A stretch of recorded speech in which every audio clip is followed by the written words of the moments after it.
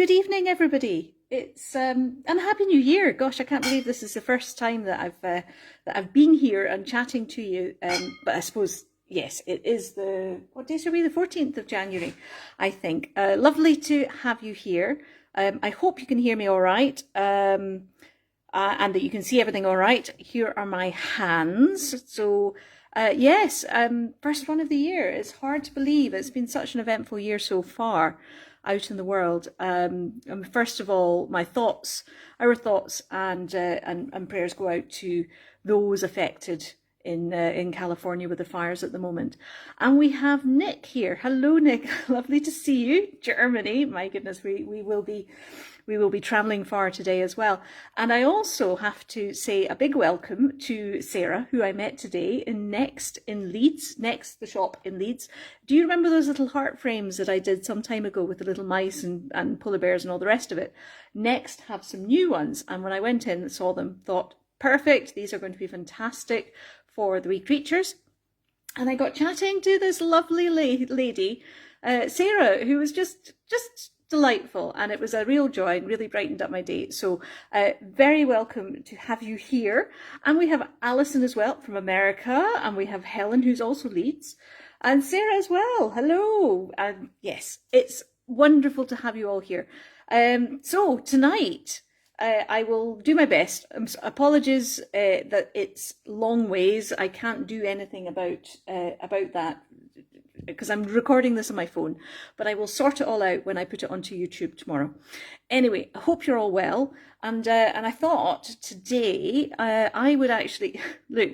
Now I have Alison to thank for these. This is Alison Frame, who sent me a link to these adorable little umbrellas, like tiny. Let's see how big they are. Just over, not even an inch, about 2 centimeters tall. And I managed to find some. She'd found some in America. And I managed to find some over here in the UK. And of course, I had to get some. And they are just the cutest little thing. And I thought they would be perfect for a little mouse carrying an umbrella. Because into this world, a little rain must fall, but also some sunshine too. So that was one thing actually. Over in Leeds, it was beautiful and sunny. And then the minute that I got back into Manchester, it was very rainy. So, but it's lovely to be back at the workbench again, and lovely to have you all here. So I will do my very best to catch up with comments if you make any. You may not. You may just wish to sit back, relax, and hopefully you've got a cup of tea waiting for you.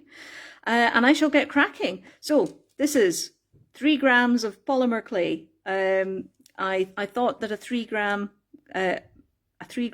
mouse would be the right size for this tiny umbrella. I mean, it is absolutely ridiculous, but anyway. The other thing which I've been having fun with, as you know, have been the stitch markers, and I've been making a few more. To be honest, I think I will always be happier in 3 dimensions. So whenever I'm making wee creatures, they are better when they are in 3 dimensions. And one thing which I started making just before coming on the call, because I never really know who's going to appear until the day itself, or until the minute until on the dot of 8, who's actually going to make an appearance. But I was making a 3-dimensional guinea pig stitch marker, as you do, and I've started. So I had this idea.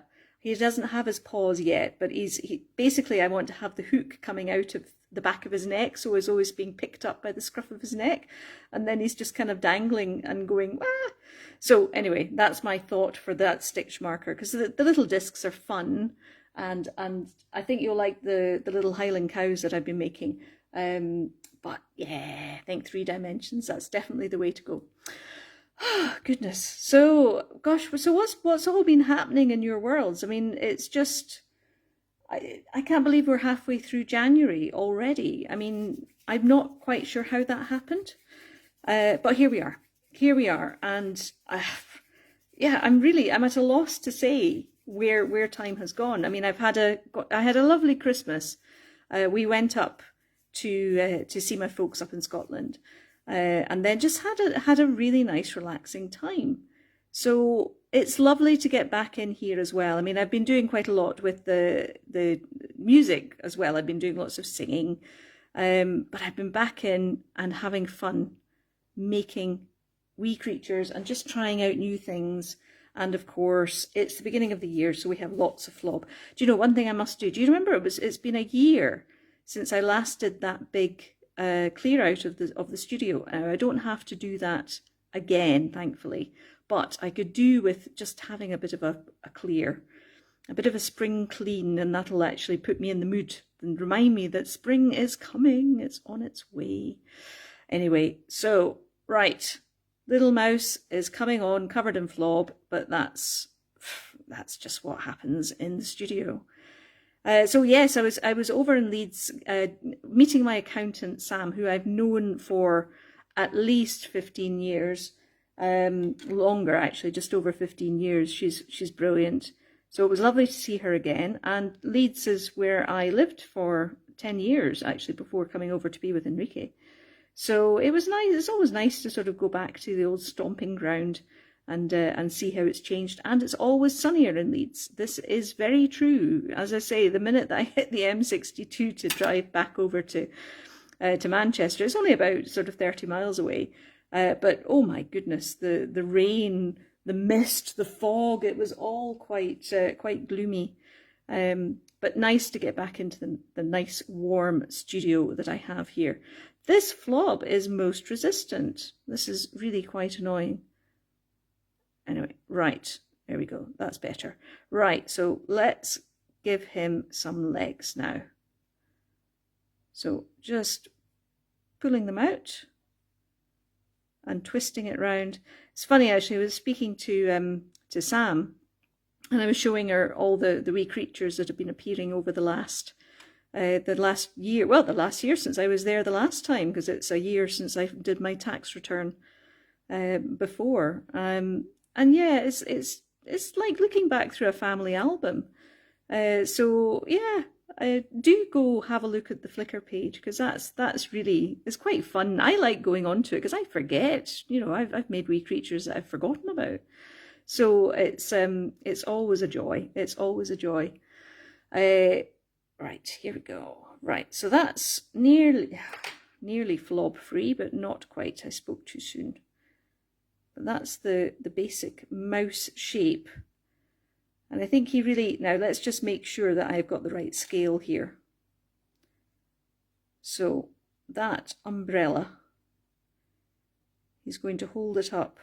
To be honest, it could really even be a two gram mouse. I wonder whether I dare go that small. Well, let's keep going. Let's keep going and see how it goes. It's always good fun just to see who wants to show up.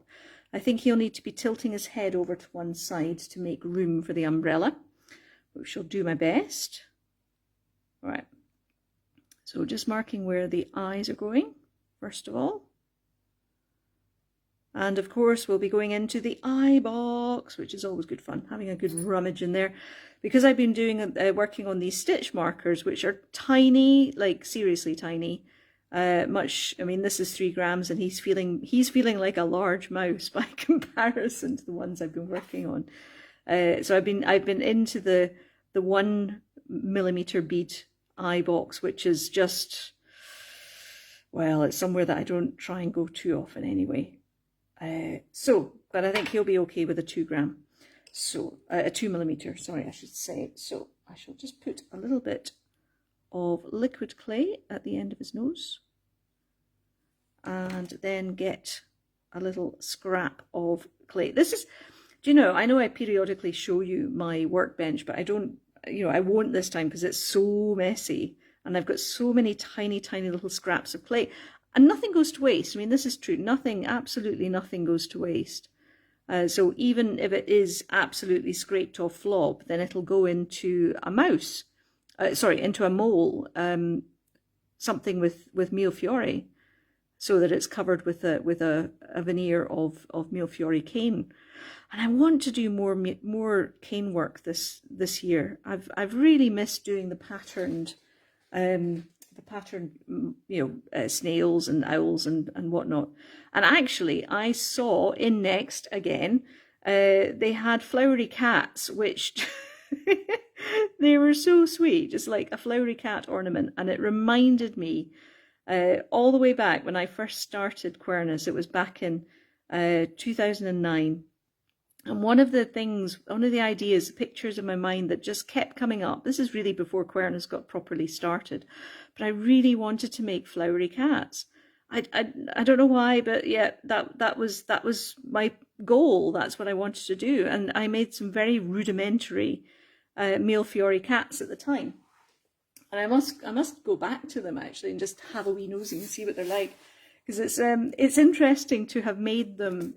You can Mule Fiore canework is such a brilliant technique that you can just put scraps of clay together, and because the brain wants to find patterns and how, you know, in the ultimate kaleidoscope that comes out, it can just make it look amazing.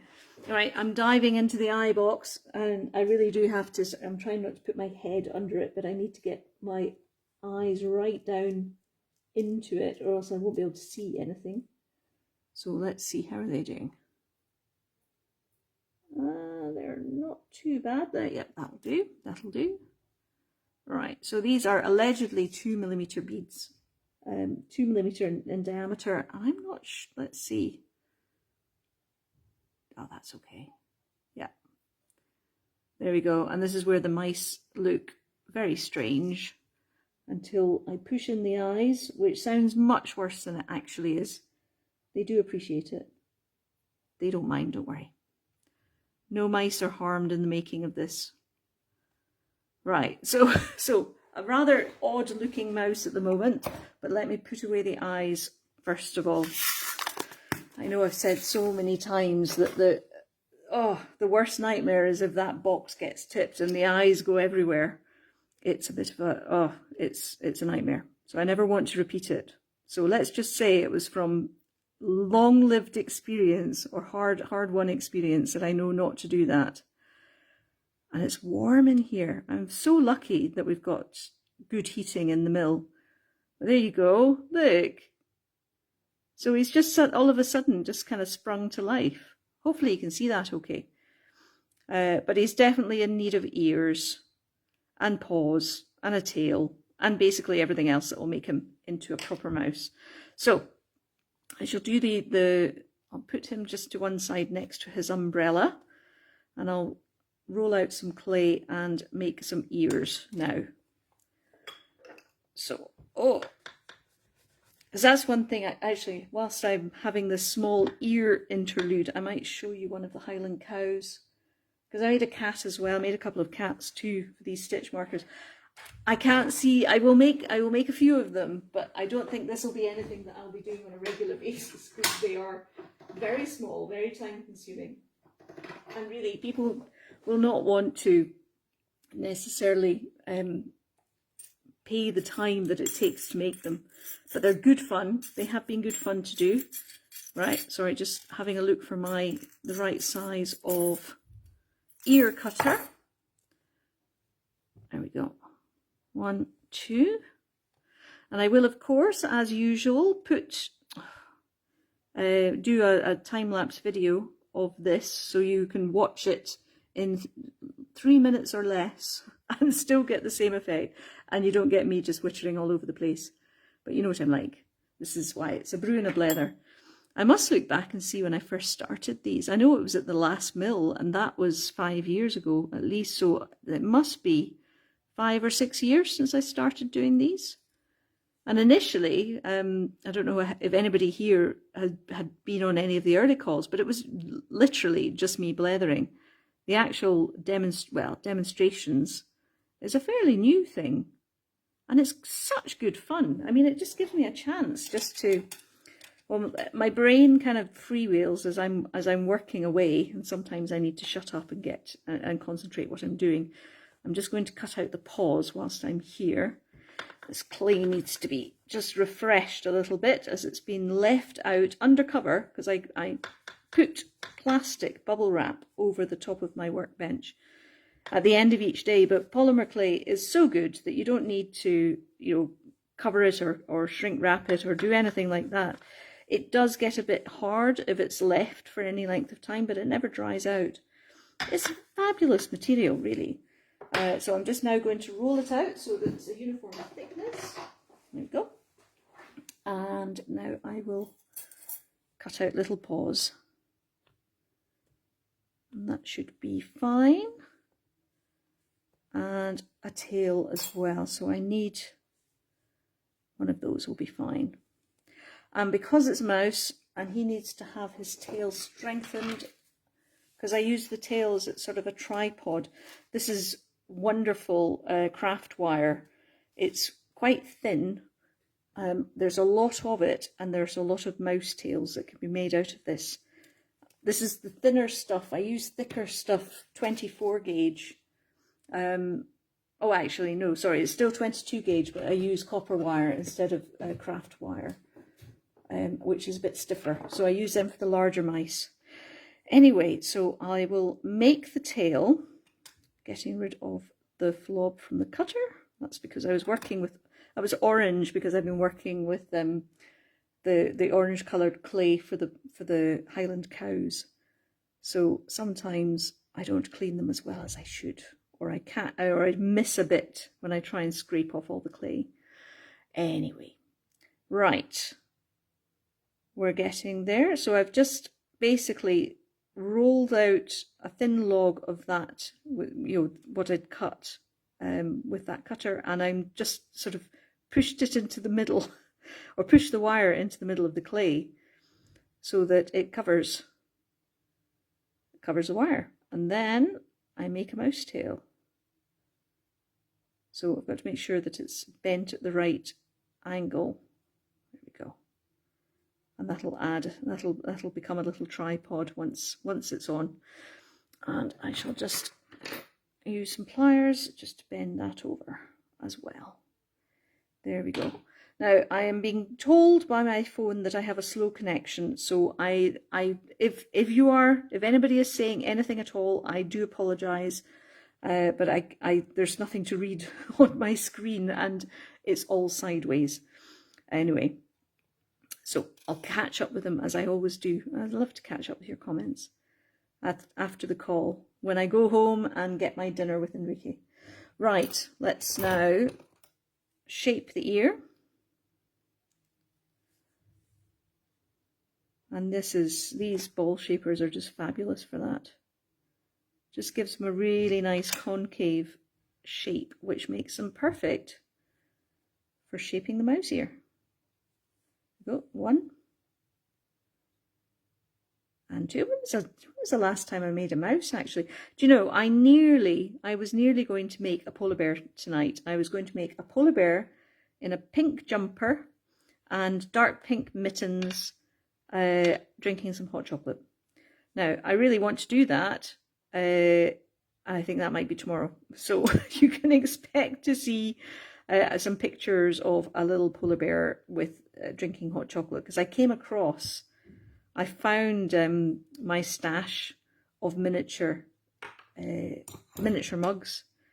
This is what's, well, I'm always on the lookout for things which I can use for the wee creatures, and Doll's House miniatures obviously are very good. So these are my tiny mugs, which are perfect with little tiny marshmallows and hot chocolate. Excuse me. So basically, I like to make things for the mice that I like myself. Right, that's one ear shaped, and the other ear, just push in the end, pinch it in, and there's a bit of flob. Just get rid of. Oh. In fact, that's too much. That was too mucky. I'm going to make another one. It happens sometimes because it just, polymer clay is so sticky. I mean, it's aimed at kids and it is very easy to use, but it's very hard to use well, and it's so sticky and picks up all sorts of, you know, dust and dirt. And of course, if you're working with different colours, unless you're scrupulous, which I'm not always as scrupulous as I should be, then yes, you get some colour transference going on. Anyway, ear number 2 or 3, I should say. 3-eared mouse, can you imagine? That would just be awful. Oh, you know, I really enjoyed making those 2 polar bears. I'm obviously on a polar bear kick at the moment. The ones hanging in the wooden star. That wooden star I actually picked up at the range. I've got 1 or 2 left, and I'm going to have to put some bunnies on them, I think. I'm still a bit madly in love with the bunnies too. And that's one thing, as Christy had mentioned, the Bunny Museum in Los Angeles has, is it Los Angeles? Well, the one in California anyway has been burnt down, unfortunately. So, you know, the bunnies of the world need to unite and start doing what bunnies do best, basically, because the world needs more bunnies. And what better response to what's happening over there than to just create and procreate and be joyous and embrace life and make the most of what is. I think it's the only answer. Grieve, yes, but look forward. Move towards the light. Anyway, right, I'm just now putting some of my little extensor medium on the ears. And this little chap can now hear, or he will be able to in just a second. There we go. He's looking at me a little bit. They all, you know, they all have their own personalities and their own expressions, and it's always a joy to meet them and to see how they're going to look and who they're going to be, actually, more importantly. You know, because I use the same amount of clay for each one, and I use the same cutters to make sure that the ears are the same size and that the paws are the same size, and I use the same size of beads for the eyes, but whatever, however, I don't know how they do it, but each one is completely different. I love it. I love how they each have their own personality. Right, there we go. Let's just make sure the ears are now nice and straight. These are quite big ears. Yeah, he's definitely going to have to lean to one side to make room for the umbrella. So I will do that now, which is basically just sort of gently easing him to one side. There we go. Right. So before I put his paws on, I'm going to give him one last little wipe. Make sure. I love this colour of clay. It's Fimo Soft. Or I think it's Fimo Soft. Yeah, and the colour is, no, I can't remember what the colour is. It's taupe. I think it's taupe. But it's a very natural mouse colour. And easier to work with at the moment in this heat. And it's warm in here. I don't have the heating on in the room, but the ambient temperature in the mill is pretty high. And so it's just, yeah, it's wonderful. But it means it's better to work with a slightly firmer clay while the temperature is as high as it is. And when I say high, it's only about 20 degrees, which, when I think back to, it's 10 years it's coming up since Enrique and I got together, and 9 years since I moved over here, and 9 years since I first started renting work studios, because before that I was working from home. And my house was just, it was a lovely detached house in Bramley, and the whole ground floor was basically dedicated to the wee creatures. It was just covered in boxes and packaging materials. So I'm very happy that I'm now in a studio.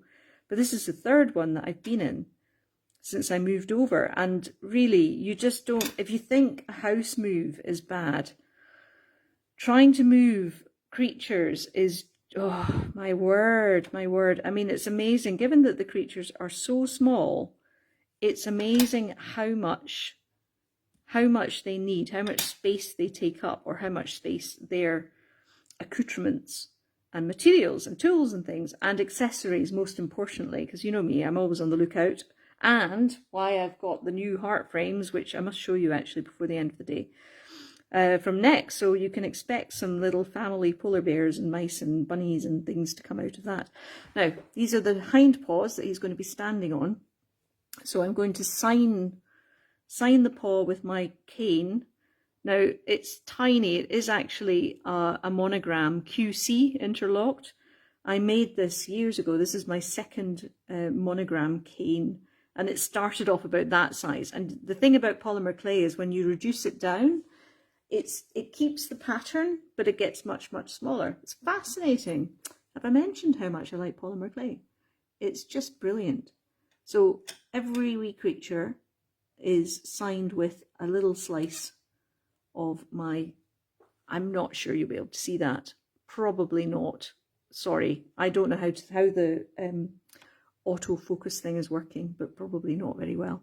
So that's his signature paw, on his paw, I should say. Put that in place. Right.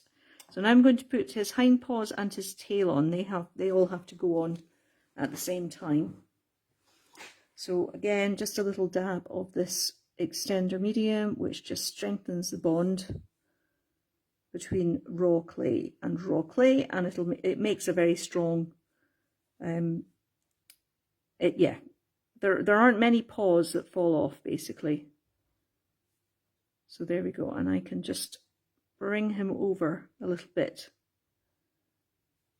so that he's going to have enough room to have his umbrella over his head. I kind of see him doing a singing in the rain routine, which is just making me giggle.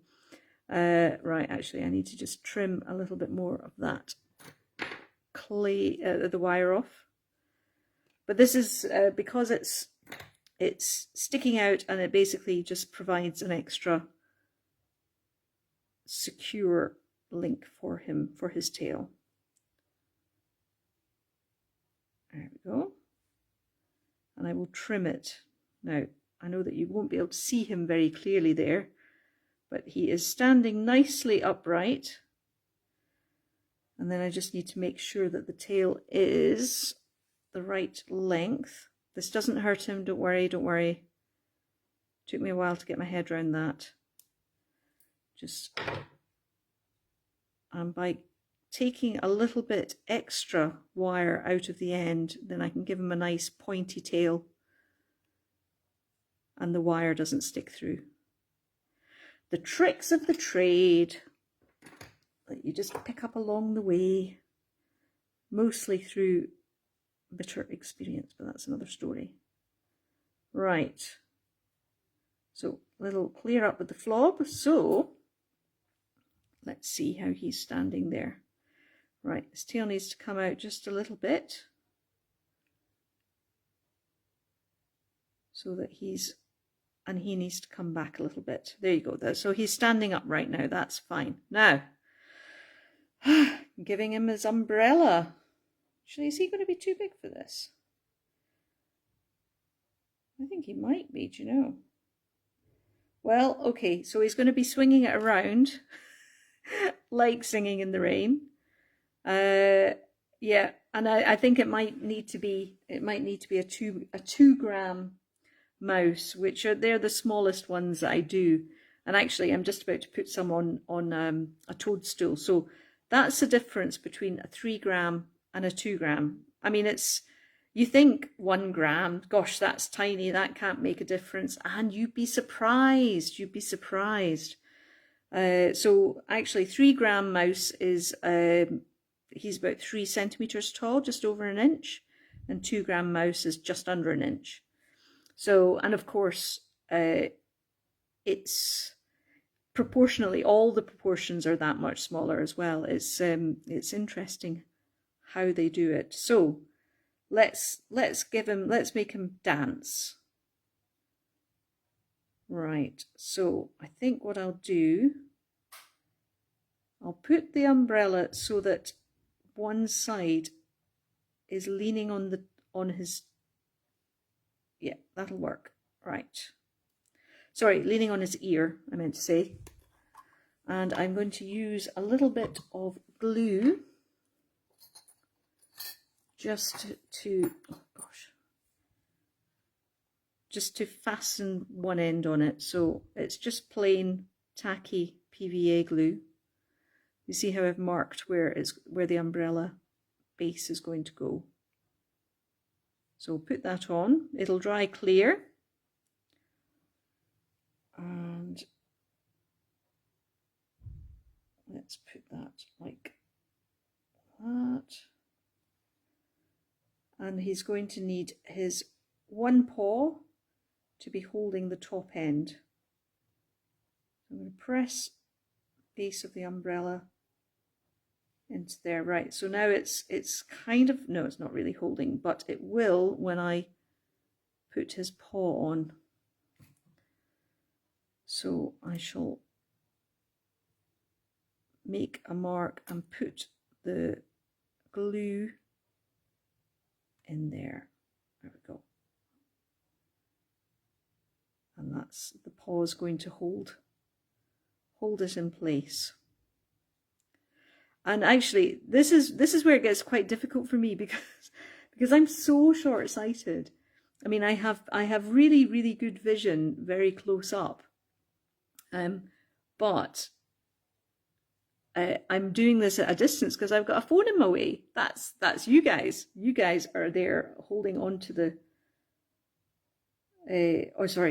Holding on. Sorry, this is quite an engineering issue. So forgive me for going a little bit quiet here.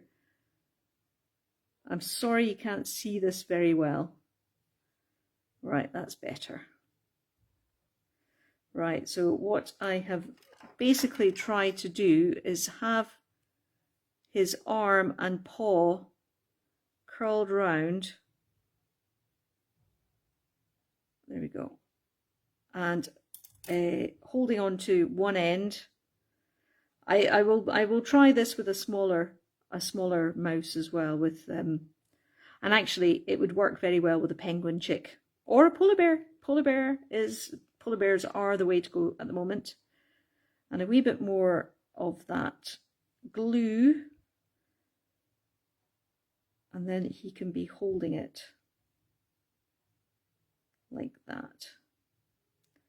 Because that's one thing that I demand of the wee creatures. They've got to look as though they are actually doing what I want them to be doing. And they are, really. That's the answer. Where's the lid of the glue? There we go. I better put that back on, because although the polymer clay doesn't dry out, the glue does. It certainly does. Right, I'm just going to give him... Yeah, he looks as though he's about to get blown away in a wind. He's very cute, actually. So I'm just very carefully, I don't want to touch him too much at all. But there we go. That is effectively little mouse with an umbrella. And yeah, and he looks as though he's struggling in the wind, which is really cute. So I will have a photo of him once he's fully finished tomorrow, and I'll do the usual time-lapse photography and whatnot. But if this works out, look, I have other umbrellas, like really, they are like really, really tiny, but lovely. So yes, if this works out, there will be a range of tiny mice and tiny creatures getting blown about in the umbrella. And as promised, here are the new family frames from Next. So thank you again, Sarah, for for selling them to me, and just enjoying the wee creatures as much as I do. So I think this is going to be, there has to be like a mum and a dad and a wee baby. So there'll probably be like 3 wee creatures in here. So much to do, so little time.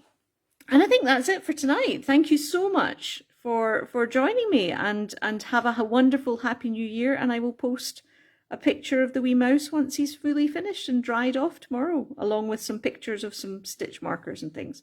So thank you, and I shall speak to you soon. All right, have a wonderful night. Night night. Bye.